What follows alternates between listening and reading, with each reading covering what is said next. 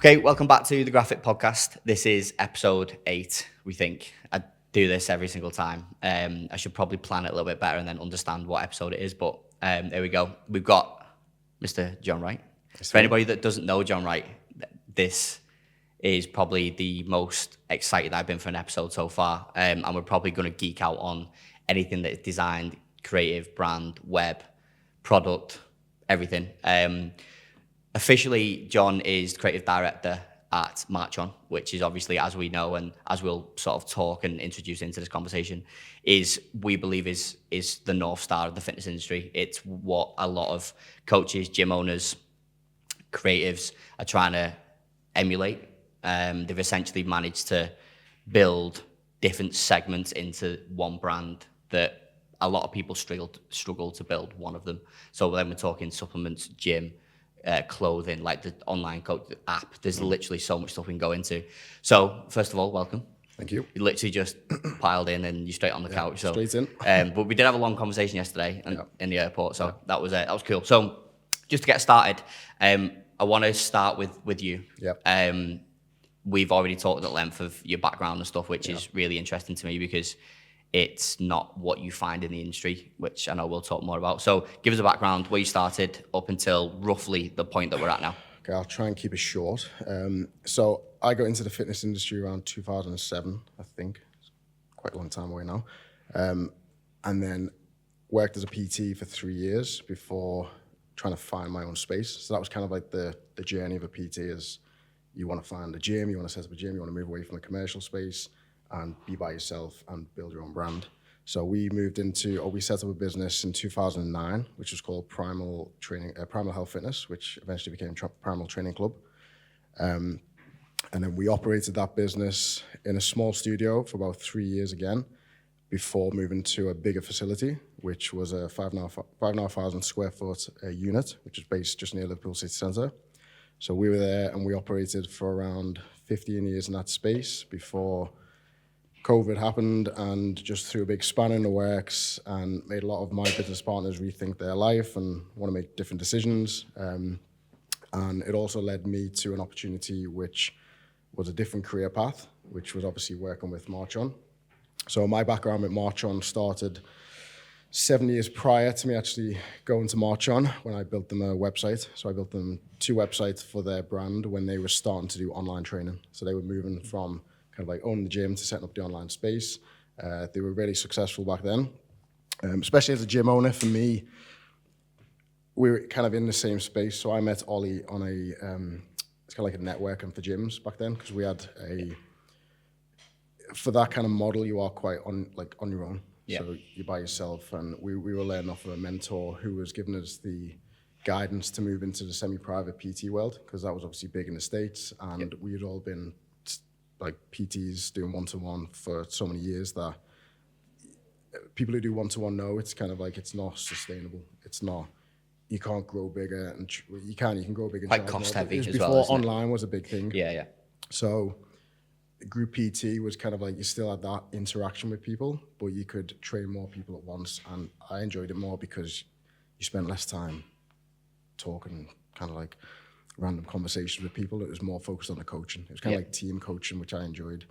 So yeah, I met Ollie through a networking event, and he obviously really liked the fact that we were heavily into branding, because I kind of used the gym as like my canvas to kind of like just let out experiments of design and whatnot. And they loved we kitted out everyone in the room with like wrist straps, t-shirts, all branded up, and he noticed that straight away and was like impressed by it in terms of like that's how you like market and get your brand out there. So further down the line, I kind of did web design and design stuff as like a side project and side jobs, as well as being a PT full time and working on the marketing for our own brand and business. So I remember reaching out and saying to Ollie, I said like, I gave him like a mock-up. I don't really say to people, do you want a website, and I'll kind of like use it as a case study and just pick apart their websites as it is and then do my version or a certain style I think would help them, and then show it to them and be like, what do you think of this website? Do you think it'll help your brand? And he kind of loved the way it was going. He was like, we're kind of looking to set up a new website for our online at the minute, which is doing really well. They were selling like online programs via like PDFs. So I was like, well, I can help if you want. So I arranged to go down, went down to Harpenden, spent 2 days there with Ollie. And I remember as a gym owner, just seeing how they operated in terms of like the service.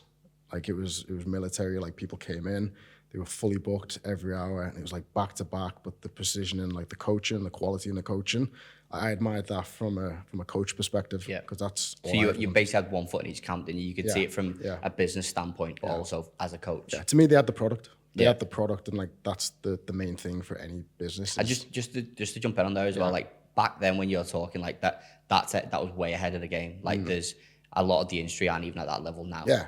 Well, everyone's jumping ahead. Yeah. Everyone's trying to market before they have the product. And it's like, if you have the products first, like I'll touch into it in a bit, but like to me, product's key. It's like, if you got a good product and then you market that good product, you're never not going to win. Yeah. Rather than the other way around. Yeah. We do see a lot of that. Liam always says, like when we talk about this stuff, there's a lot of done for you stuff in the industry. We won't go into it too much, but a lot of done for you stuff where it's the coach or the business is trying to fit into the strategy rather than the strategy being built for the coach, whether that is brand strategy or marketing or whatever it is. And that's why it's interesting for me, and we'll go into it in more detail, because like you said, the product was there. So that's to me the falling point for a lot of coaches and gym owners in the industry, because they find it difficult to build a brand because they've already tried to sell and market and do this cold outreach and all these things that they're being told they need to do without having the product and the brand as the foundation. Well, they're too busy focusing on shouting about what they do instead of doing what they do. Yeah. It's like, just get good at what you do first. Yeah. And you don't need that heavy branding, because if you're good at what you do and you train one person and you have a good effect on that person, then you can usually work within a network of building clients or building your business through referrals. Yeah. But I think that the thing that stops people doing that sometimes is just everyone's rushing. Yeah. Aren't they? Well, it's the way we live in. It's fast food, isn't it? It's like everyone wants to think quick and fast, and you want to skip. Do you want to get to the top of the mountain without actually climbing there? Yeah. And then what they don't find is that actually climbing the mountain and making stumbles and mistakes along the way is actually what makes you successful, because you learn from the mistakes. The experience. You learn how to grow, things like that. But yeah, that's so. I met Ollie through there. I remember taking back from that experience to applying it to our team, and was like, this is how you coach. It's like, these boys have it nailed. This is how you get the product. I mean, I was always about that when I did my own PT. Yeah. I was all about giving that quality service and caring about the clients and the person in front of you and giving them 100% of that time. And it's difficult when obviously that one-to-one model's moved into a group model. So you're trying to apply the same kind of principles that you follow to the team and get them working on board, and that was obviously difficult, but seeing how they operate really gave me helped me want to push the other guys to step up our game. Well, I feel like sometimes like it sounds like you were probably at the level at that point anyway, so maybe locally or in your circle. I was successful as a PT. Yeah, I was successful as a PT. I mean, that's what led me to move on so quickly to finding a space, because I was done with the gym model. And it was at the time when there was a lot of gym politics where obviously we used to pay rent to gyms to use their space. And I used to train one of the sales staff for free. And I said, if you get anyone come through the door that's interested in PT, send them to me. Yeah. So it was like a form of like networking and marketing in the streets away to that. Obviously, gyms got onto the fact that, okay, we're charging these PTs, say like £400 or £500 a month, and they're making X amount. It's like, well, why don't we just do PT in-house, pay a PT like minimum wage, and then we skim the rest. So you've gone from PT to gym owner. Yeah. At what point did the gym, because it's interesting that you've essentially had a complete career change in a way. Yeah. Like you personally have had a complete career change. So at what point did you get to with the gym when you thought, right, I'm gonna take a new opportunity? It was difficult because it spent so many years and you put so much time and effort into building your brand, and you feel connected to it. So it's like you don't want to give up on it. So obviously when COVID happened, COVID for a lot of people, when you're forced to stop and close your doors and then step back and assess your business and your brand and your lifestyle, and you realize that you're just constantly on the go because you're in that zone of wanting to be successful and wanting to build your brand. And it was the first time you're like forced to stop and take a step back. And obviously for my business partners, they kind of like wanted different opportunities. I felt like that was the time to change. They didn't want to go through the recovery of trying to build the gym back up, where I was like, no, we're going to get through this. We're going to survive. We're going to grow. We're going to get bigger, and it's all going to be over, and everything will be happy. But you had that drive, that initial creative drive to, because the thing I want to touch on there is, I think when you, as an entrepreneur, when you're interested in the creative and you're inspired by the creative side of things and process and execution of something of a high quality, that it's like a drug. You can't, once you get that first hit of, I've just created something that's like really cool and really unique.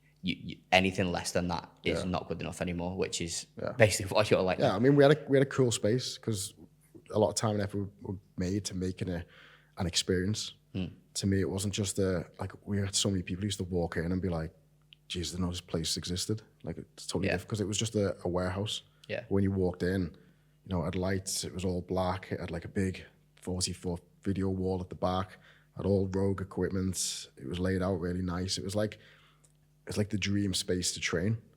And like we always used to say to people and like members, it was like, if you train in a commercial gym, you wouldn't be able to do some of the things you can do here because you basically get free reign to all the equipment. And we want to teach you how to move better and to be aware of your own body better. So we have the space to do that. So it was like, I think for the difficult part I found for employing PTs was that it was almost too easy for them because they didn't have to get clients.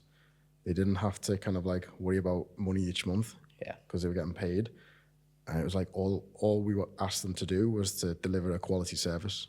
But I think part of delivering a quality service as a PT, when you're self-employed, is the risk factor of having to make that money. Yeah. It's like, okay, well, I can't let down my service because I need to keep people coming back. Yeah. And that goes back to product. So a product to me is key because it's like you said about being able to retain clients. It's like if you have a good product and you can retain clients, you don't need to spend as much to market because obviously you'll keep growing and you'll add to that when you do marketing to grow, but you're not desperate. Yeah. All of a sudden, the problems that you're having to deal with are slightly different, aren't they? Yeah. That's where you need to go back and just step back and assess your business. Be like, okay, am I focusing too much on trying to market it, or am I focusing on actually bettering the product? And that's where, with the industry, like, sad to say, but there's a lot of people who aren't really good at what they do, but they like to talk the talk. Yeah.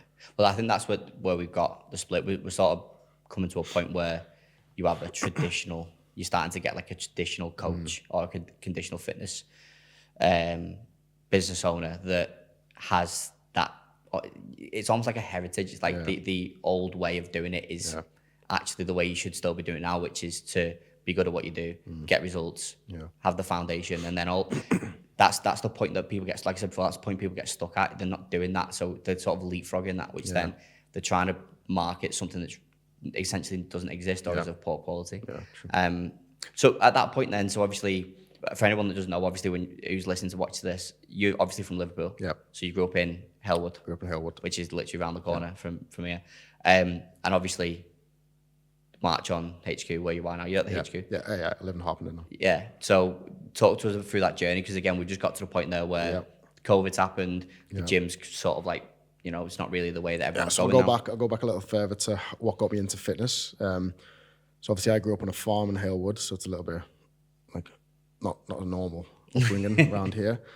So I had lots of space. So like as a kid and obviously going to school and having friends who lived in like estates, and like to me, I mean, I hated the ice cream man because I could hear it in the distance, but I could never get it because it was like a field in a way.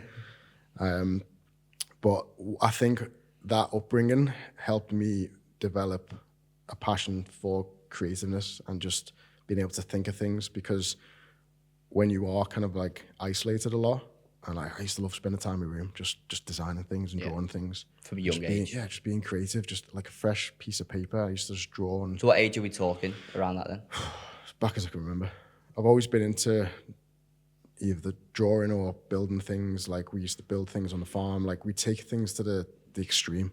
It's like we got into like war games and stuff. So we'd like literally dress full camo, create rifles, cut them out of wood, and like go full like army. That's like full creative. Like we did everything. We just made every game or activity we did was like elevated to a level which was like, I mean, I look back and I have so many fond memories of the farm.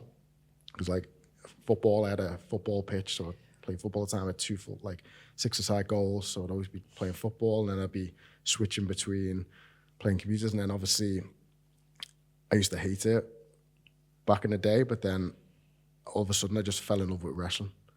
Like the WWE and stuff back then was like, I remember watching it, and I was like, oh, it's fake. Like it was that crowd. I was like into football. I remember watching it one time, and like one of my friends went to town, Liverpool town, to get the new Attitude game or whatever for his PlayStation. He was like, come along, come with me. So I went with him. And I was just looking, and I thought, I'll just get a game for my computer. And then couldn't see anything, so I thought, I'll just get this game because like he's raving about it. And I remember just playing it and be like, what the hell is it? Who's The Rock? Who's Stone Cold? Who are all these people? And then I remember watching it on Sky TV in my nan's, and I just fell in love with it. It was like a soap opera, but the characters were kind of like branded in certain ways. And like I remember what Gary Vee said. He said like the best marketer in the world is Vince McMahon, because if you actually think of the product, it hasn't changed. But what they are really good at is selling each event, each pay-per-view with like a different look. They'll rebrand it. It'll still be like a Royal Rumble, but it'll have a different logo, different colors. They have brands within brands with like The Rock, Stone Cold. It's like that whole ecosystem of Weldon. Plus, they were all in sick shape. So I was like, fuck, I want to be a wrestler. It's a bit of a combination of everything. And so all it got me into creativeness. training. I remember seeing like Brock Lesnar. He grew up on a farm. He was this farm boy who I was like, that's me. I'm going to do that. I'm going to get a log and run down the lane and stuff. And To the ice cream van. yeah. Well, no, I remember I actually cut down this tree, chopped this log up. I fucking weighed a ton because it was full of water. But I was like, no, I'm going to take it down. We had like a lane that led to the main road, just like half a mile long. Like, right, I'm going to run up and down this lane with this log on my shoulder. I remember my mum was saying, like, she said, I seen you run down the lane with this log, but then you came back and you didn't have it. I was like, yeah, my back was in bits. It was like so heavy. I remember just launching it. But like, that got me into fitness. I was like, right, I wanted to be a wrestler. I was like, I want to be on that stage and I want to do all this thing. So it kind of like, okay, well, I need to train, I need to get in shape if I want to do this, because I want to be in this environment. So that's what led me into fitness. And then obviously from that, I worked jobs in Liverpool Airport, just like manual handling stuff. To me, it was training. It was part of training. I like physical jobs because it was like, okay, I'm going to get a sweat on. I'm going to train. Yeah. I was in the gym a lot. And then it was when I was in the gym, I used to see all like the PTs, and all they would be doing was like leaning against the wall, sitting there talking to someone like for a full hour. And I'm in there like training like fucking Ivan Drago, like head down, don't speak to anyone. And then I used to have a few friends who used to come with me, and I used to like show them how to do things and stuff. And I didn't know back then, but I used to do that thing really slow because I was like, I can feel it more. And I used to call it like super slow training. I didn't realize back then it was kind of like doing eccentric work or kind of like working time and attention. But that's the way I like to train. And obviously I was in good shape back then. And I used to train a lot of friends, and they were like, you should be a PT because like you're really good at like teaching people how to move and exercise. I was like, I just don't want to be one of them people who just stand there and talk. And then the more they planted the seed, I was like, you know what, I probably could do this for a living because I'd be in the gym, I'd be able to train more. And that's obviously what led me into becoming a PT. And then that whole journey, I started off I was in David Lloyd as a gym instructor. And then I became a PT, worked in LA Fitness, worked in Greens. Where else was there? I think it was just there. And then after Greens, I was looking around then to find like a property to set up a gym. Yeah. So then, obviously, then it led to the whole story. Primal and all that type of stuff. Yeah. So it sounds like you pretty much geek out on everything that you get hooked onto. So we was on about, just off camera, we'll get onto this a bit more. We was on about like, even if anybody's seen the Marchon stuff at Performex or anywhere now through Athex, High Rocks, it's through everywhere now, isn't it? All the visuals that you create 3D, I'm not sure what software you use for it, but it sounds like you get hooked onto something and then you can't let it go. No. Does that sound about right? Yeah. I kind of like, I think what got me into web design was, or want to be good at web design was, I have a taste for high class things in a way. Like I want the best of the best.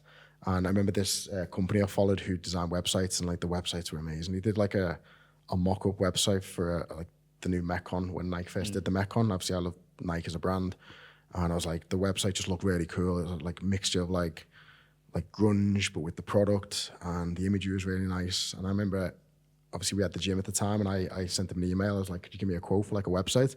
Because I think you guys make the best websites. Came back with like $55,000, and I was like, fucking hell, that's the standard or taste I have. I've either got to get really rich or I've got to get really good at something. So I was like, right, I need to learn how to do web design because I want to be able to create stuff like this. Yeah.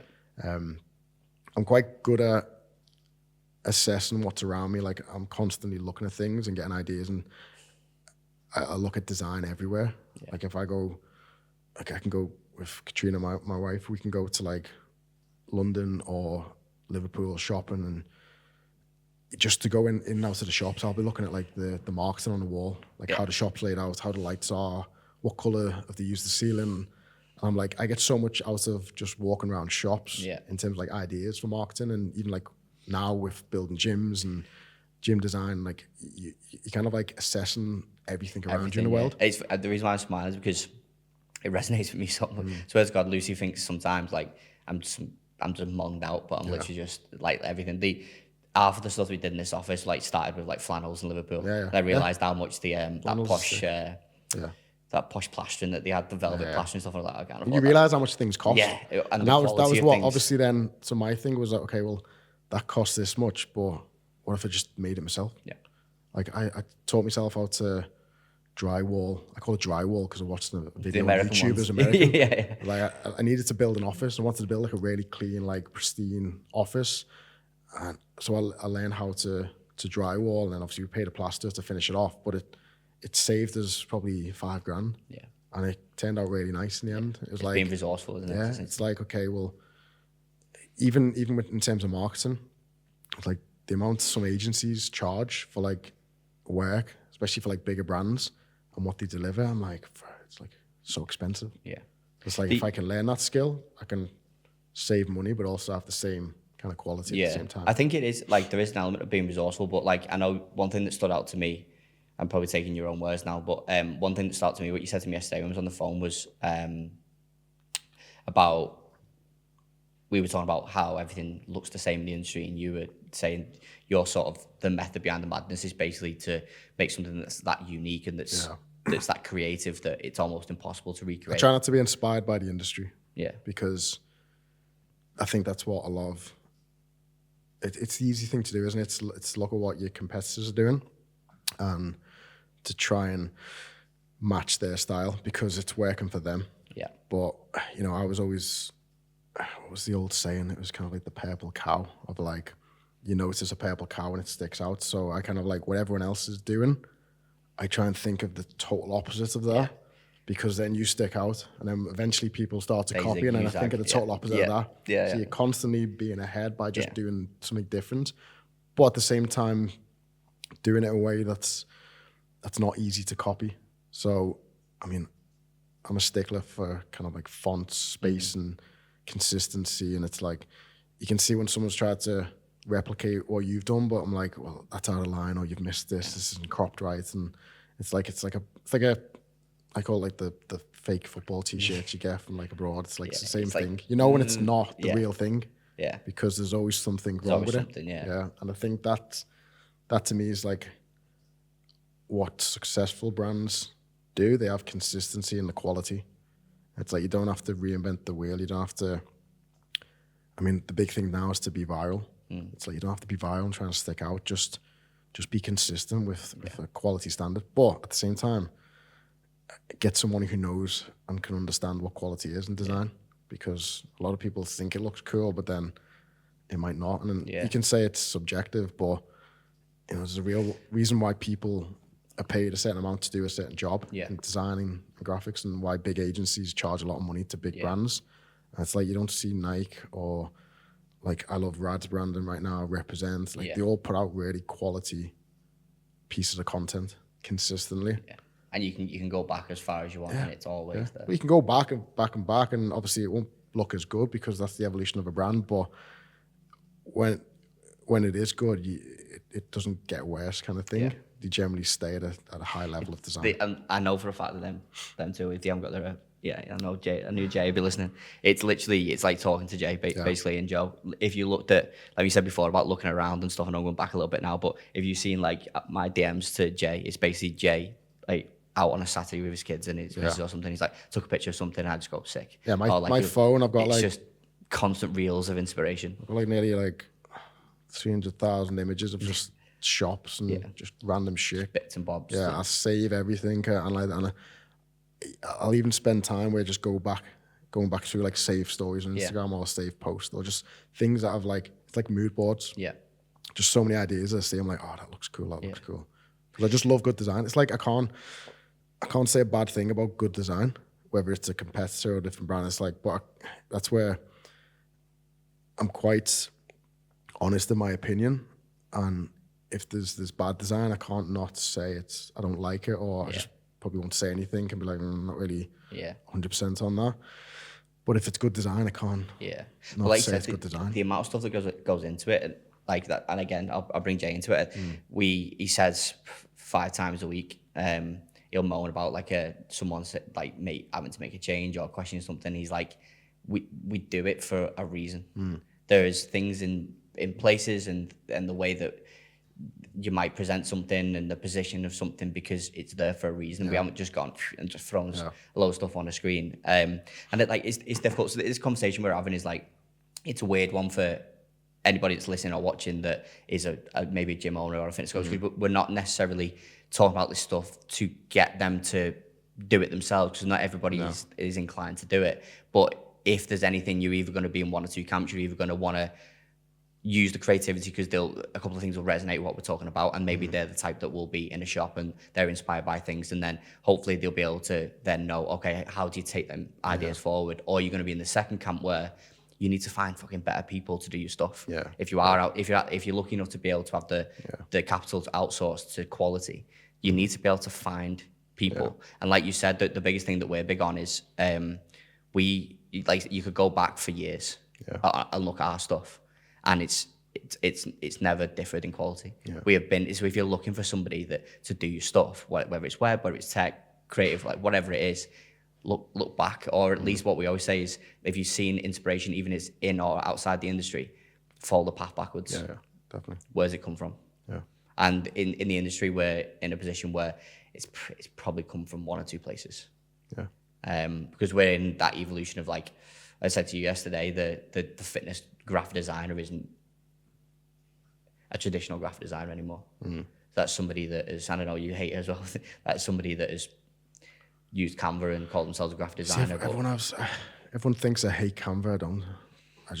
But what I don't like is the limitations of it compared to traditionally being able to create something unique over the years. No, Canva's great.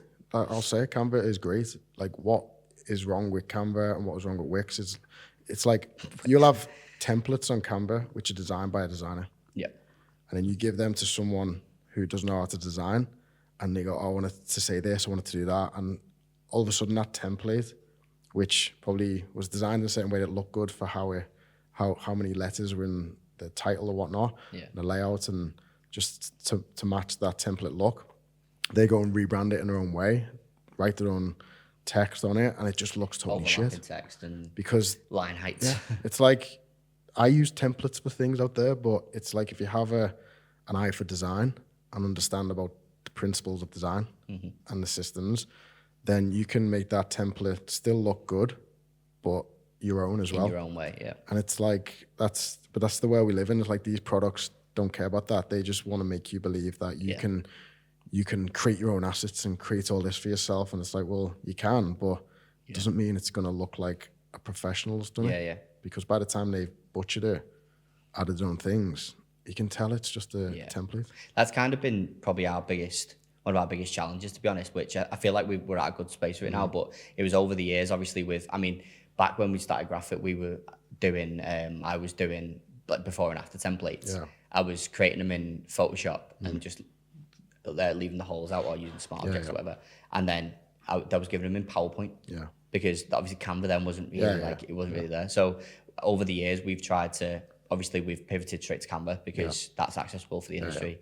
And like it is getting good now within, you know, for certain things. Yeah.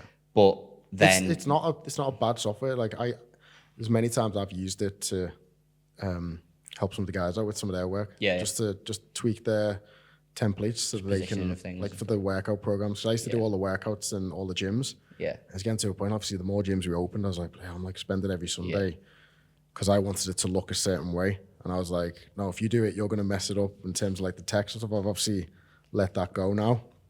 And obviously with the gyms that we've got in the pipeline, it's like, I don't want to be doing it's not sustainable. So many workouts each week. So like I've built them the templates that they can obviously add the workouts to, and I'll give them like advice and guidelines and like how to, you know, make it look consistent. But yeah, it's the same thing. It's a tool.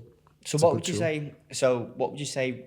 Moving on to the stuff that you produce day to day now, there are obviously you and me and other creatives will think to such a nitty gritty detail about specific things that will be completely overlooked once it's in public.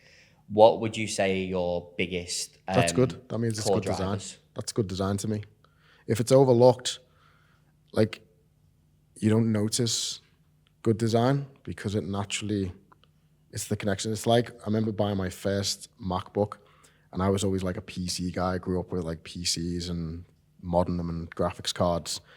I was against Apple because it was like, it wasn't PC. You couldn't upgrade it. You couldn't add things to it. I remember walking in the Apple store when I was a PT in Greens, and I remember just it was like the new MacBooks when they were silver when they first came out. I remember just touching it and having a little go of Keynote, and I was like, oh, this is so much better than like PowerPoint. And I was sold by a product that touched on like human senses, like touch, sight, like how you felt using it. And I was like, that's it. It's like, if it's designed in a certain way, you don't notice it, but you feel it. You connect to it. It's like you see it with like good design everywhere. You see it with when you go into a shop and it's laid out a certain way and the branding on the wall or the new piece. I remember I used to go in the Nike store in Liverpool all the time.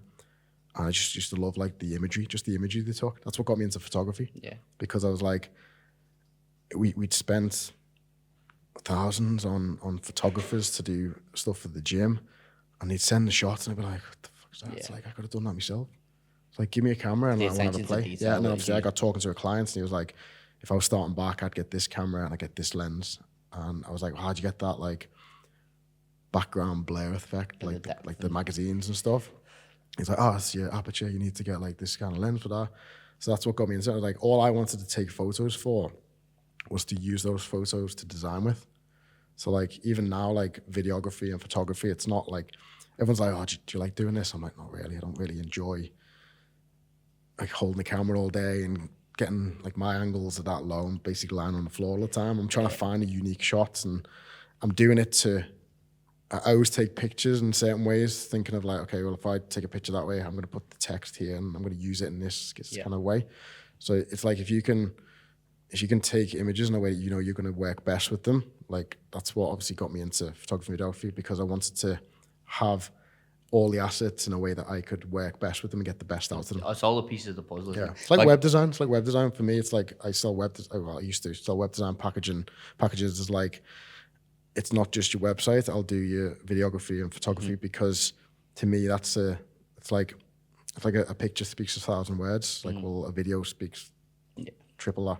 It's like, to me, if you have good video and good imagery on a website and then you add the text on top of that, it sells itself. Because what the setup that you've got now, obviously, that what you just explained, probably why it suits sort of the creative director role, isn't it? Because it is essentially piecing together all the different puzzles to execute. You know, that's how I got so going back, I'll go back to finish that song. We went off on one, but when obviously I met Ollie at a network, and obviously it was just 7 years prior to kind of like me joining Marchon, and obviously I came down, built him a website for his new online programming, took his imagery, and I said, I think you got a really good brand. So to me, it's like what Gymshark and Nike, like if they had a love child, what you are, it's what the industry needs.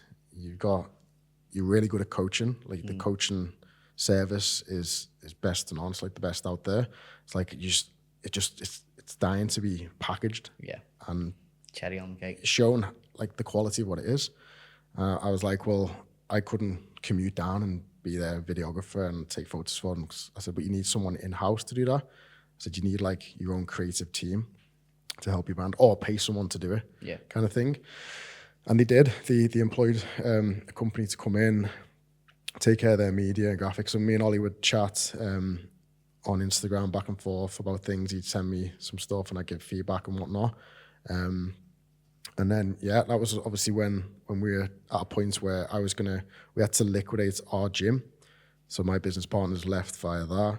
And then I was going to buy back all the equipment in the gym, and I was going to rebrand under a new name. So I had Athex Limited as a company. Really? So that's interesting. The Athex was on our 10-year anniversary. We switched to kind of like, we used to do group PT, but it was individualized PT for everyone had their own program, but we trained them in a group. So you come in, we have like 10 spaces where you have like your own platform each. We would pull up their workouts, get them set off, and then work around and make sure everyone was where they needed to be. And obviously that model, it was manageable. It was still personalized, but then we wanted to move to like the group PT model where everyone kind of followed the same thing, and we regressed the exercise based on the individual. So then we moved to that kind of model. What was I going off on then? Gone off on one. So that was when we introduced the Athex, because I was like, okay, well, the name Athex came from the fact that I wanted the programs to be more athletic based, so performance based. Yeah. We had like a performance plan, a weightlifting plan, and then we had two like finishes, like a build and a burn. So you could, based on your goals, like most people just need to get stronger in the gym. So the performance plan would always be the one we'd get people on. If people wanted to do more, obviously with CrossFit becoming more popular, people wanted to do like weightlifting, Olympic lifting, but we had standards that you had to set before you could move on to like the weightlifting side of it. But that had things like power clean, snatches, a bit more advanced movements. We introduced that kind of program and we called it Athex because it was our athlete program and it was our 10-year anniversary, which was the X. So to me, it was like another chance to market it. I wanted to have a brand within a brand. Then obviously we wanted to do like online training. So I was like, well, I want to do like Athex online. So I want to sell our programming online as well, because that's where the industry was moving. So like, right, we need to obviously think in that direction. So we set up as a separate company. I set up in my name. So obviously when we had to liquidate the primal company, I had this other company, which is like, well, I spoke to the landlord and I was like, can I re-sign the lease under this company name? So we were going through like negotiations. I was going to buy back the kit so I could keep the same space, and I was just going to do it by myself. Like obviously Katrina was going to help me as well. My wife like run the business. I remember I was chatting to Ollie at the same time, and he just mentioned one time, he was like, I'd love you to come and work for me, just as like an off comment. And like, it kind of like, it was the first time I had this path just become created ahead of me. I was like, okay, well, I could do creative full time, or I could see myself in the next 10 years with the gym and the stresses of the gym. And I felt like I'd done it for so long. And How old were you at this point? This was 3 years ago. Really? Yeah. So you've lived two lives basically. Yeah. So I've been a PT for 17 years prior to switching to creative. But I've always done creative and I've done it as a full-time job. I never believed it was a full-time job because it was my hobby. It was just something I enjoyed to do. I'd work till all hours in the morning just designing stuff for the business. It wasn't work. It was just my way of unwinding and relaxing and getting the creativity out. So obviously when it came to that choice, I was like, I remember going back to Ollie and I was like, so how serious are you about this like proposition? Because I might consider it. I might just shut the gym down, not carry on, and then just like walk away from it. Because I think as a creative and a visionary, you're always planning ahead. You always know what it's going to look like in your head, and I could see the next 10 years. I was sitting there on the computer ordering toilet paper, going, I don't want can't do this. Yeah. It's like, it's just me now. It's not, I don't have other people to rely on in the business, and all our responsibilities on me. And like, I would have made it work because I'm not someone who quits. And I think that's part of the thing that made a tough decision, because I didn't want to let down the members who had stuck with us all that long. But it kind of felt like the other business partners got to walk away with like a farewell. I was the last one there. And when I made the decision not to do it for my own sanity, it was like, it caused issue with some members, and I got all the brunt of it. And it was like, you know what, it's like, whatever. I just, for the first time, I was like, I'm going to be selfish and think of me and my family and my future. And I was like, we hadn't even agreed on a job yet with Ollie. I was like, you know what, even if I just do nothing for like the next few months. And at the time, he was going through a rebrand. So he paid a company to rebrand the logo and stuff, and he was sending me some of their work. And I was like, I'm not really too keen on it. He's like, have they not got any more options? Because I was like, they're sending you 3 logos saying which is the best.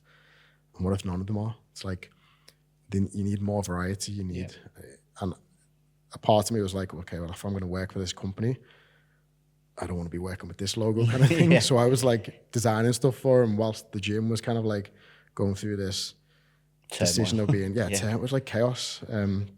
So I was like, I think you need this. And he's like, why are you sending me like branding designs and logo designs? I said, you just need options. You need options and you need more variety. Plus, at the same time, like, well, if there's an opportunity for me to work for your company, I want to work with something I know will. But you'd have to inherit it, wouldn't you, to carry forward? And that's where, obviously, with the logo and things, I was like, at one point, I was like, I don't think you need an icon, because unless the icon's iconic or looks good, it's like, don't do it. It's like, you can't have like a kettlebell in the O like you had and all this stuff. It's like, you're better than that. It's either something iconic or just keep it, because it's a difficult name to kind of make look right with certain fonts. I'm looking at it's a nice length though, isn't it? No. You don't think it is? No. 4-letter names are the best. It's like Nike, Athex. The less letters, the better. Well, we just have 2 in the fitness industry, basically. It's usually just initials. But it's like, you look at Adidas, they've dropped using the Adidas thing now. Do you just use the symbol? Well, the thing that makes it unique for me, though, the Marchon logo, is obviously the O, which I guess you can get onto. It is now, But that's what, you can't recreate that. So like when we receive design briefs all the time, it'll be like, it used to just be Under Armour, Nike, Adidas, and maybe something else. Now it's Marchon, 247, represent that Gymshark. That's what we get now, and you can't recreate a Nike icon like the Nike tick. You can't recreate that because it doesn't mean anything until it means something, and that's the difficult part. I think that all the thought process that goes into making a decision in the branding, whether it is to do an icon, like you just said, do you need an icon? Do you not need an icon? Are we going to, create a font for ourselves, or are we going to use a free? Like, there's so many different things, and that's what you're paying for, isn't it? Yeah, I appreciate when brands do that as well. Like, I remember a lot of people, like the Gymshark one. I thought that was a sick icon. It's like to actually make a shark not look cheesy, and make it something that you wouldn't mind wearing on the top is a skill to me. Like, that's a good designer who's made that look really good. Because the past one looked like some cartoon. That was full fitness industry, wasn't it? Like something out of a Suicide Squad. It's like, it's not a logo, is it? And like, I remember when Represent done their new 247 one, everyone was like, oh, I'm not sure. And I was like, no, it's actually sick, because I'm looking at going, you can flip it either way. You can have it like upside down. It still says 247. It's actually like, it's a cool logo, because sometimes people don't like change. A lot of people don't like change. And obviously with designers and creatives, you're constantly thinking of like new ways to make things look. So it's like fresh and new, and it turns heads. But yeah, I remember Ollie was pretty set on like it needs to have an icon. So I was like, okay, I'm gonna have to try and make something work. And I remember trying to create the logo, and certain letters, obviously when you use certain fonts, just don't look nice together. Like, you might have like the perfect M, but then the C might look weird, or the H, or the O, or the G is always a hard one. And I remember like the O, I was like, okay, well, what if I put like some lines through? So I had like 2 lines going down, and then I just turned them on an angle, and I was like, oh, that actually looks quite cool. And I flipped it upside down. I was like, you can use it either way. I was like, that's the one. I remember at first I did it on a slant, because their kind of thing was to say it's like march on. So it was like, rather than how you pronounce it, like Marchon, Yeah. it was like march on. So like they wanted to march on, push forward. So we kind of did the icon on the end like slanted. So it was like separated, and then like we quickly was like, nah, it doesn't work, because it's like, just keep it march on. And like, it's how we brand it, it's how we don't need to emphasize with a logo. We can do it by how we pronounce it and talk it. So we kind of set on that icon. And then I started sending them like I remember I had a meeting with, it's like a Skype call or a Zoom call with Kerry. She used to work for Nike, so she was in charge of like Nike and brand and stuff at the time. And Ollie was like, oh, you're going to present your visual brand deck to Kerry, and she's going to look through it. And I'm like, shit myself, thinking, fucking hell, I'm going to show somebody who's worked at Nike, like been around the best designers and creatives that there is. I'm just going to get slaughtered. But I was like, you know what? This is what I think it should look like. Pretty cool opportunity. Yeah. And she loved it, and I have a good relationship with her, and I always kind of like go to her as like a mentor in a way, and just get her advice, because she's always been the one who's given me confidence in what I can do, especially moving like fully to this kind of like role full time. Like, you don't know when to switch off. Because when I was creative, as well as being a PT, obviously I had to coach at like 6 a.m. certain days. So like, it would make me get up and go and coach, and then I'd finish coaching at like 11, train, go and have lunch, dinner, and then you have like a window where you'd probably do some creative stuff, part of the brand, and then you're back coaching again 4 till 8. So that kind of like give me a system to follow. But when you're basically, it's like giving a kid like free reign. Yeah. It's like, they don't know when to switch off. And that's been the hardest bit, is like knowing when to switch off, knowing when to like stop. Yeah. And like, we was on about this yesterday. Where we was like, on I'm best. Like, there's times when they're all in the office at like 8 a.m. like doing the work and stuff. And obviously, I'm kind of this a benefit of obviously doing this role now. I get to drop my little boy off at school most mornings, and then I'll go into the office. But I said, like, I've never done anything productive for this brand between these hours. It's like, so if you want me to come in at 8, I'll come in at 8. But I'm telling you right now, like, my creativity is like spread. Like, to me, it's like, I don't work 9 to 5. If there's a job or a project to do, I'll just continually do it until I've got there. So whether I'm working till 3 in the morning or doing whatever hours, it's like, to me, that the end goal's the main thing, not just the time you have. And that's difficult, but it's kind of the way I operate. I have to think of it as like, if it was my brand, this is how I'd do this job. I think it says a lot for probably attention to details, the key thing that I always come back to, because like we said before, when I said about there being so many overlooked things, and you said, well, that's, to you, that's good design. That's attention to detail. It's being able to almost embed things into artwork that other people aren't going to see, and you can't do that by saying, this, I'm going to do this in the next hour. And that's, to be honest, that's a battle like we have every single day with the lads, because we obviously, the lads have like a certain quota of clients that they have to look after, and sometimes they don't get enough time to move board. Like, the biggest thing when Jay started, the biggest thing there's never enough time.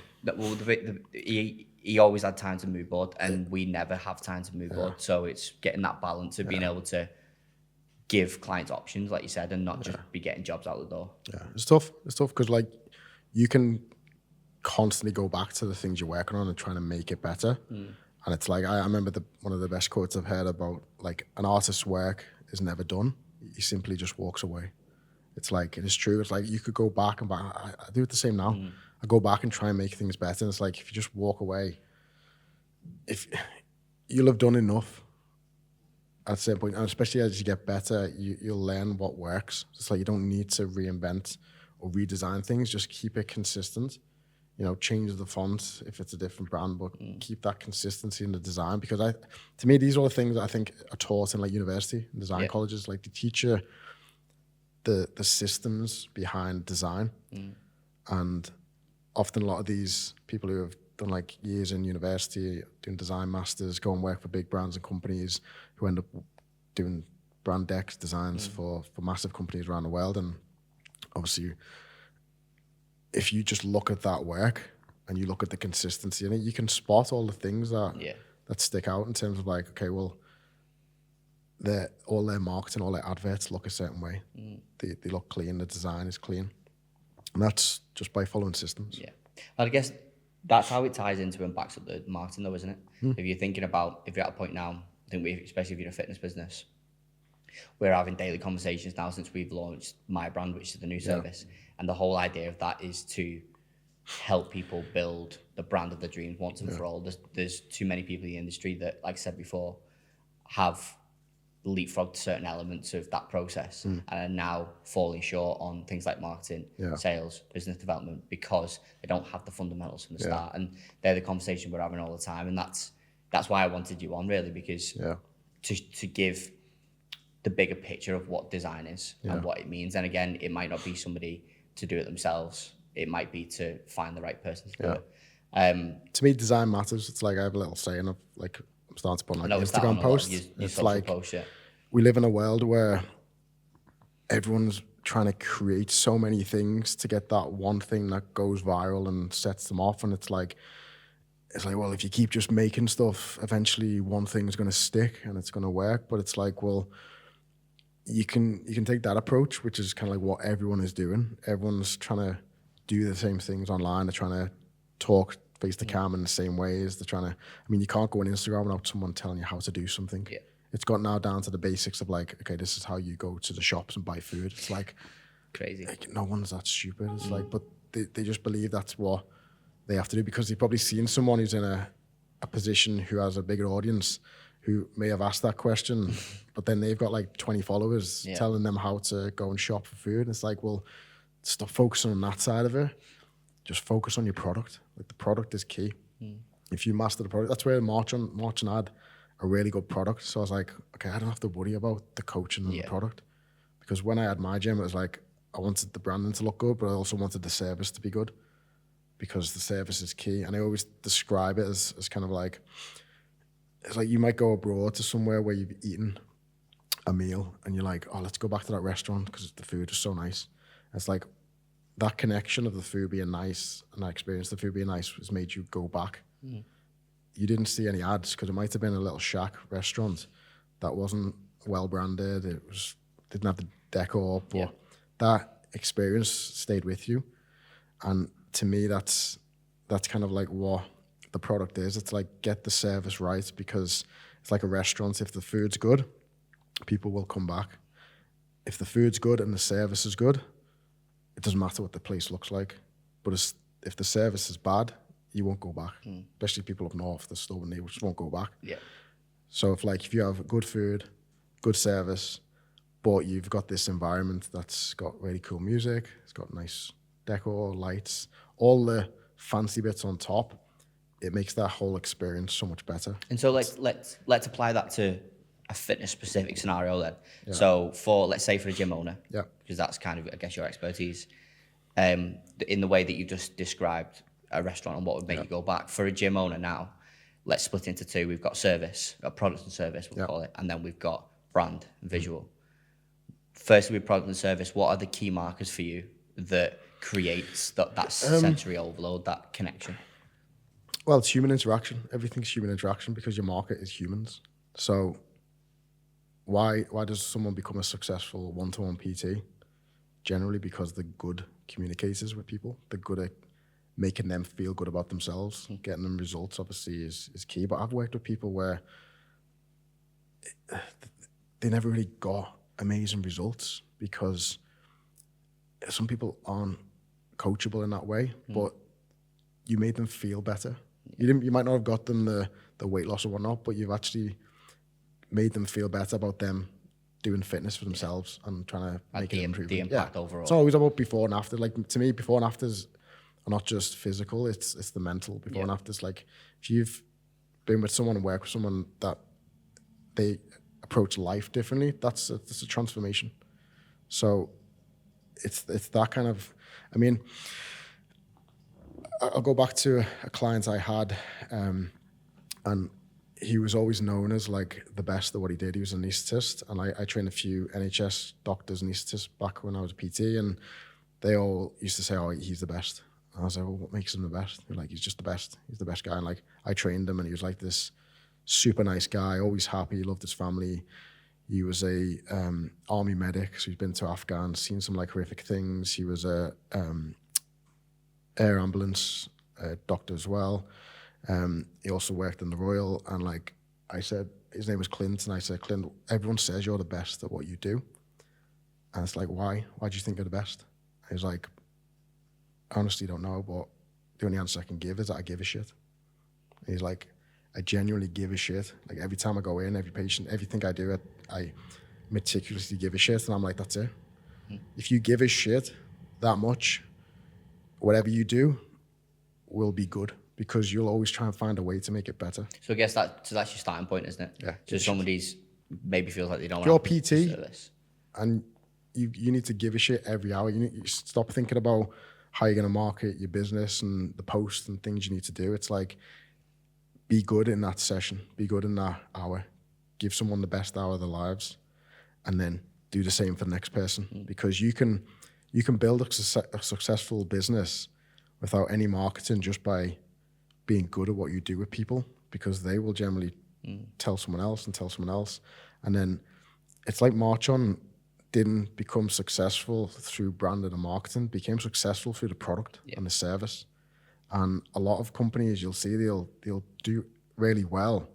I might not have the best looking logos and the best looking social medias and whatnot, but the product is the key thing that's elevated them. And then when they add the branding and marketing on top of that, they've already got the base product. So then they end up becoming this super brand. Well, I guess one thing that came to mind then when you said that is that sort of, but you described it on like an hourly basis, your sessions, like that empathy that you give somebody and probably the better conversations that you have. I guess over time, when it comes to things like marketing and messaging and when you maybe doing your own copy or whatever it is, I guess surely that must then become easier, mustn't it? Because you understand the audience and then you're getting into the whole of understanding who you work with and stuff like that. It's learning when to zone out. It's like zone in when you're doing the thing that you're trying to sell. And then when you're not, you can then zone out and look at the bigger picture and work on the things that you need to work on. Because if you're constantly in this zoned out, I need to build my brand kind of things, you end up then probably talking to your clients or people around you about like how we want the brand to be. And they're like, well, I don't give a shit about your brand. I'm paying you to give a shit about me. So it's like, it's learning when to zone in and zone out. And like, that was my thing. Like, I'm quite good in stressful situations. I mean, especially now with like, we have like lots of product launches and I'm surrounded by people who have different roles and operate them roles differently. And I'm always known as like the laid back one when it's like a launch or whatever. It's like, I'll stroll in and be like, yeah, let's just do whatever we need to do to push it live. Just to get it done. Because I try and creatively zone out, and I've been told not to talk about conspiracies and UFOs and aliens and stuff, but my mind's like asking questions about big things. Yeah. So when it's like a product launch, to me it's small, but it's because my mind's so vast. And I think creatively, having that open mind to absorb the world around in design, in whatever, means that when it comes to the actual product of the task, it's not kind of like micro stress to me. It's like, okay, well, it becomes easier to manage because there's so much else out there, so much things going on, so many questions that like this design isn't the big thing. And that's how I detach and get ideas. Like just being able to switch off and listen to music to get inspiration. Like I get less of that now because I don't really commute as much. But if we ever go into London, I'll just put some headphones on and just listen to music. And I get so many ideas and I go back, all right, I know what video I want to make. I know what I want to design because I've thought it and I've seen it. You've let your mind sort of go through its natural process. Like I think I've done in the past when it's became the thing, it's never been a surprise because I've either mocked it up, so I knew exactly what it's going to look like. So when it's actually there, I'm like, it's what everyone's like, that's amazing. You're happy with it? I'm like, well, yeah, because I knew it was going to look that way. It's like, there's no chances taken. It was like, we designed the mock-up, we visualized it. That's what got me into 3D design. It's like, okay, I don't want to just Photoshop an image of a space and put all the gym equipment in. I want to be in that space. I want to move around it. I want to like see it from different angles. So I was like, okay, well, how do I do that? It's like, okay, I need to learn a software, 3D software. I need to bring in all the 3D models of the kit. I need to know the exact space so I can move things around, because it's easier to move a wall on a 3D software than in real life when you built it. So it's like, well, we can see and visualize what the space is going to be. And there's some of the stuff I use Unreal Engine now for certain things, and that's like you can literally put a VR headset on and be in the space and look around and see it. So it's like we know what the gym is going to look like, kind of thing. So it just makes it easier. It's such a crazy level of detail. Like again, the reason why I was excited about this chat is because I obviously, like I said, met you a couple of years, maybe 3 years ago, something like that, and obviously because I run this business, I know what goes into building a brand that connects with people, and I want people to get a feel for what's actually required to do that. We did another similar episode, which was a similar angle that I've done with Laura Lamb, one of our clients, and she's built an incredible business, multi-7-figure business, online business, and again, people always say to us, "Oh, what does Laura Lamb do?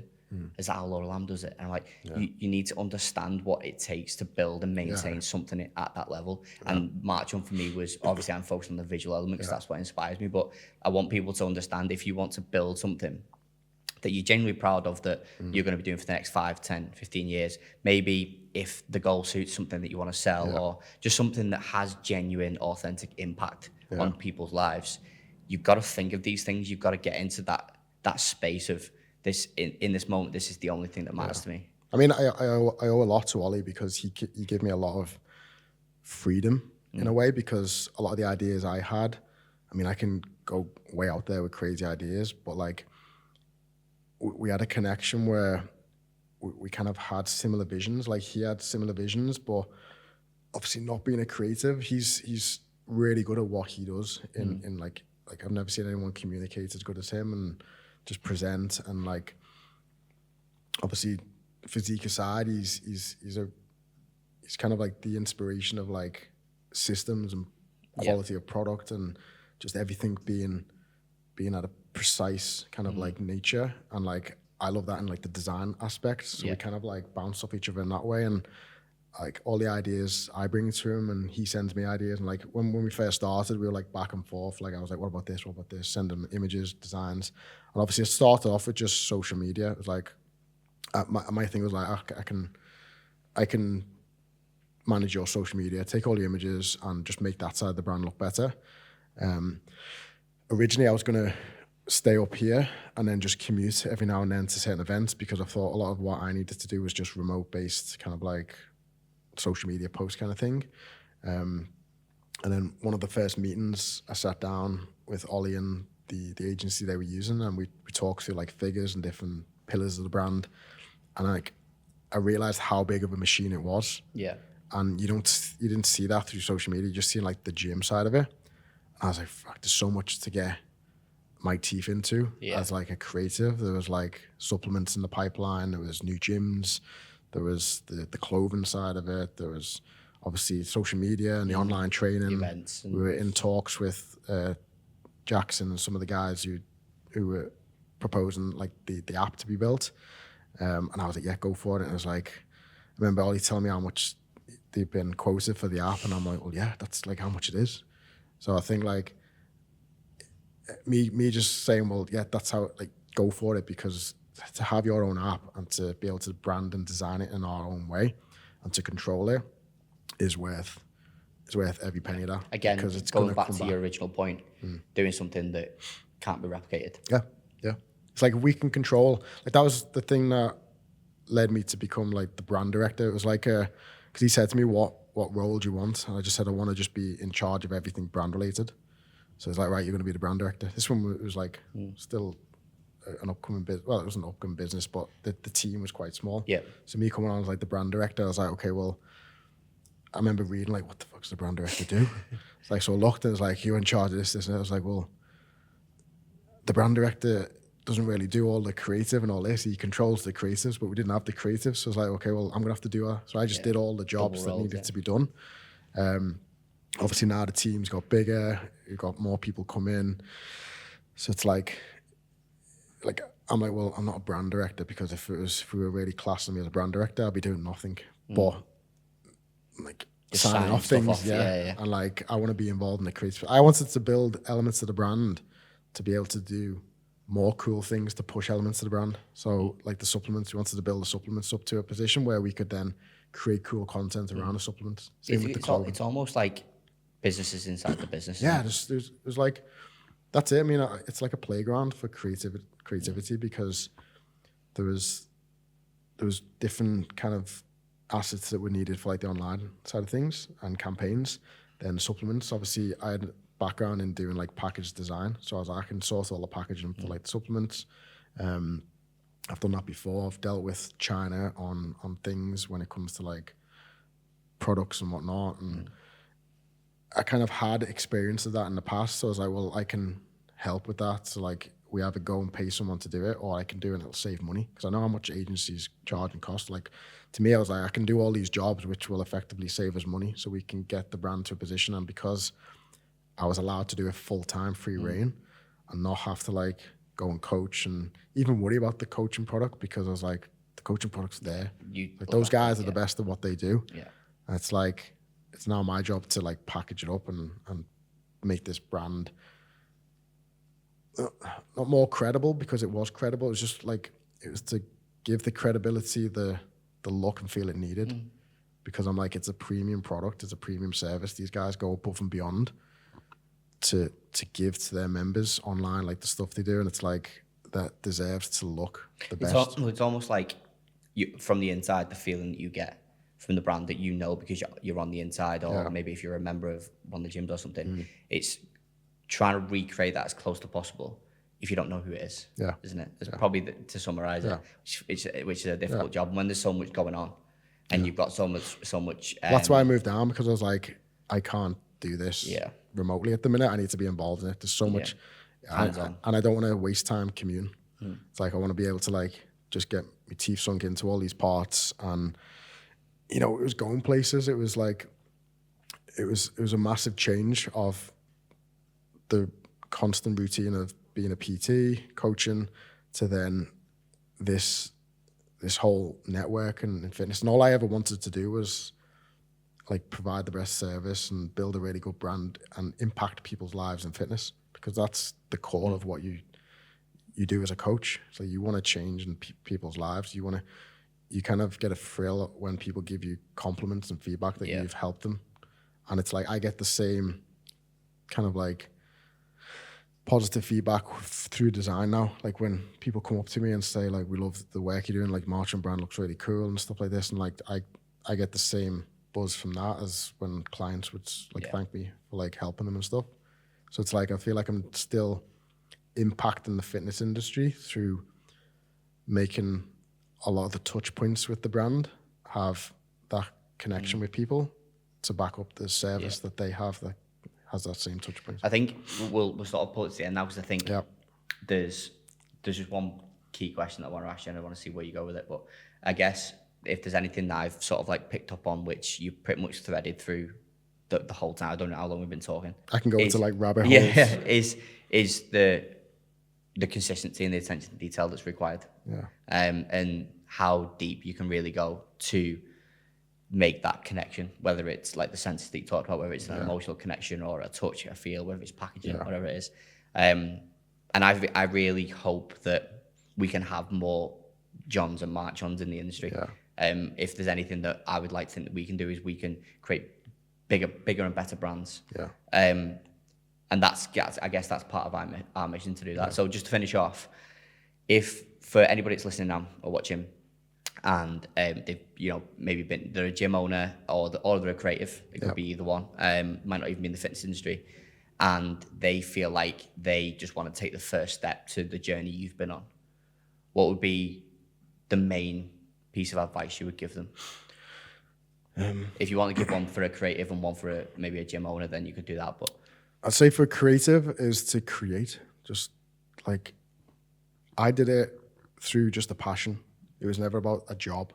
It was like any opportunity to create and do things. So like if you're a new creative, like you can obviously focus on trying to get the work in, but if there's no work in, you've still got time. So in that time, do as many case studies as you can and like constantly try and better yourself by like the more you do of something, that you're gonna eventually get better if you give it the time and the dedication. It's like, so just create and create and create to the point where you've got designs that you can show people, because that's always been my way of selling things to people. Is like, I'm not the best with like communicating and trying to sell. Like obviously I used to sell PT, but to me, when the gym looked a certain way and it was designed a certain way, people walked in, as soon as people walked into the gym, they were going to sign up because the environment and everything. And we just said, well, we're going to help you change your life. How much does that mean to you, kind of thing? And they were like, well, yeah, it means everything to me. It's like, well, sign up then. It's like, it was an easy sale because we had the package around it. And it's like, if you've got designs and things you've worked on, you don't have to sell yourself as much. You just say, well, this is all the stuff I've done. These are kind of my work. What do you think? And you're showing people, and they might say that looks really cool. Or if it's not good, then it's a reason to go back and get better. But if you have a portfolio or an Instagram and you're constantly putting, like I'm starting to put more stuff on my Instagram at work now, whereas I've always kind of worked in the shadows kind of thing. But I'm kind of at a position now where I want to be proud of the things I do, because the end product that you see, you don't see all the work that goes into that, like all the variations and designs and the boards of like alternative designs that I've done. It's like there's so much there that you only see the end product. Yeah. And it's like I'm proud of the end product, so I want to showcase that more. And obviously I want the brand to do well, but I also want part of it for myself to take pride in and be like, okay, I was a part of that. I did this kind of thing. And it's the same thing. It's like, just build out that portfolio. If you're a PT? Gym owner. Gym owner. I'd say by focusing on the product is the key. So get really good at the product, and that will generally bring you in more money, because don't skim on like old school sales and marketing tactics of like referrals, getting out and about, going into offices, offering to train office companies at a discounted rate. Like, you can do a lot of things to bring money into the business to make money. And then as your product, if you have a good product and as that grows, you bring in money, then you can budget and set aside money to help with marketing. Yeah, put more time. Yeah, because by then you should be busy, so you have less time to do the stuff to get people in. And then by being busy, you'll have more money that you can then invest into marketing. And then that's the cycle you follow. That's the cycle, yeah. And that's what everyone, if you look back, who's successful now have done that. Look at Represent, they started by just having so much passion in the design of the product. And that passion just, it attracts people who are passionate. Yeah. Anyone who's passionate, like Ollie's super passionate about training, fitness, the industry. Like Jens, who has the Gym Owners Network, like he's super passionate about wanting to help gym owners and PTs. And it's like that passion attracts people who have the same passion in maybe different things. Yeah. Like my passion in design. Or yeah, like you said, it's not necessarily a passion in that specific thing. It's just a passion. Yeah. It's like you said, how you and Ollie align is you know, you essentially have the same drive and the same vision, but just in a different way. Yeah. It's like I could happily like just not post anything and be in the shadows, but what frustrates me now is when you see so many people who are like just starting off as creative, like putting out all the work, and it's like a lot of the young creatives now are super confident and cocky in their abilities, and like because they've got Instagram as this platform, whereas I'm from an age where Instagram wasn't really used to market yourself, and it was like, you know, just focus on the product. But for me, it's like it's a way of like just showing like a bit of the history of kind of what I've been a part of. Showing the levels of the game, isn't it? Yeah. That's the way I see it. I only used Instagram to post lifts back in the day. I was like, I just want to put my lifts on. And it was for me to go back and assess my lifts as a coach and be like, okay, what am I doing wrong? What am I doing wrong? And then I could scroll back and be like, okay, well, why was my technique better this time? Why have I not improved on that? Or now I look back and go, freaking hell, I was so strong back then. Like, what's happened? Now just computers. I'm going back to like 2017 and go, look, this is what I front squatted 150 kind of thing. But I did go to the gym. Yeah. Like, don't even now. You train a lot though, don't you? Not a lot. I mean, I think with the gym closed and everything, and that it kind of derailed my training. And obviously going into Marchon, they're all freaking shredded and ripped and tops off kind of training. Like that wasn't never me. And like I fell into the trap a few times trying to like do workouts with them. I'm not a CrossFitter kind of person. It's like I like doing weightlifting. I do like the Perform program because it's got some lifts I like, and just training amongst them lads on days when you're like, you know, I've got 2 kids and learning when to like go to bed, handy to kind of like finish work kind of thing. So like I'm not getting the best of sleep a lot of the time because I'm so passionate about this side of the job kind of thing. So like to me, the training isn't a priority because to me, training was a priority when I had the gym because I wanted to obviously practice what I preach. Obviously I'm getting older now, but like I do enjoy it, and just the camaraderie with the lads, and they'll make you push yourself on days when you just probably would like, you know what, I don't really feel like training today. Yeah. So I'm enjoying getting back into it. That my environment's just high performance. It's high performance, yeah. Like everyone's so passionate about wanting to do the best of what they can do. And my downside to that is like, okay, well, if I want to do the best I can do, I'm going to work all hours to get that in. Like I'll literally work all night and be like, send the image off to Ollie or whatever, be like, what do you think of this? He'd be like, yeah, it's sick. I'm like, okay, it's good. I can push on with that because like you just want to help the business as best you can. It's getting a lot easier now. Well, not easier. It's getting a lot more manageable with the team growing and things. Growing the team, yeah. We've not even gone into that. We could have gone into that. Yeah, and it's like we probably need to have part 2, I reckon. Yeah, but I mean, going back to a gym, I'd say definitely just focus on the product. Don't neglect old school styles of like just building an email list, getting referrals off people, giving people lower deals, and then obviously as you build that brand out or that business out, forget about building a brand. Everyone wants to build a brand. So you can't build a brand without a product. So build the product, and the product becomes the brand. And you can always like redesign the logo. Like I'm like, should we change this logo? Should we do this? And it's like, well, people are like afraid to change a logo or to change a color scheme. It's like, well, why? You don't have to set yourself. You could have a logo that does a job, and you can change it and adapt it and rebrand. But the key is the product. Yeah, it's like no one gives a shit about the logo at the end of the day, but it's like the product is the thing that will always help you do. I think that's. I'm going to finish on that, and the reason why I'm going to finish on that is because I think a lot of people that are going to watch and listen to this are probably going to think you was going to talk about the opposite. I think people would have expected you as, you know, the person that touches and feels all things Marchon, that people see, that you was going to talk all about the brand. Yeah. And I think there's a nice lesson in that, to know that if people don't have the brand that they want to carry forward, but they have the focus on the product, then they're actually in a good place. The brand's just the clothes. Yeah. It's like you can be a nice person and not wear the best clothes. Or you can be a dick and wear really fancy clothes. Yeah. But you could be a nice person and wear nice clothes and be presentable. It's like, it's all the whole package. It's all about the connection, isn't it?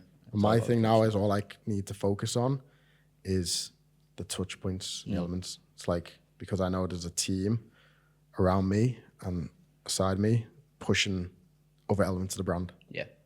That you wouldn't really class. People class branding as like design, but it's not. Brand is everything. But a big part of it is that product. Oh, that was it. Nice. It's exactly what I thought it was going to be. I think if you have enjoyed this episode, which I'm sure you will, please go and look at John's Instagram. We'll link it down below, because I want you to see, as John's explained, I want you to see the process and a lot of things that maybe, you know, didn't make the final cut. Maybe I know we spoke about that a lot. Obviously, if you're in my brand as well, there'll be a link below to that. We're going to be working on a masterclass at some point, aren't we? Which John will go into a lot of the creative process and again the things that the mood board process and all the things that, you know, have been one piece in the final execution of a creative or a product or a website, whatever it may be. And make sure you obviously like and subscribe, which I always forget to say. This has been a cool conversation for me. I hope it has been for you as well. You would have got an insight into two creative minds that just go off on tangents all day, every day, and you know the feedback we get from that. I could talk all day. Yeah, maybe a part 2 at some point. So make sure you like and subscribe, and we'll see you next time.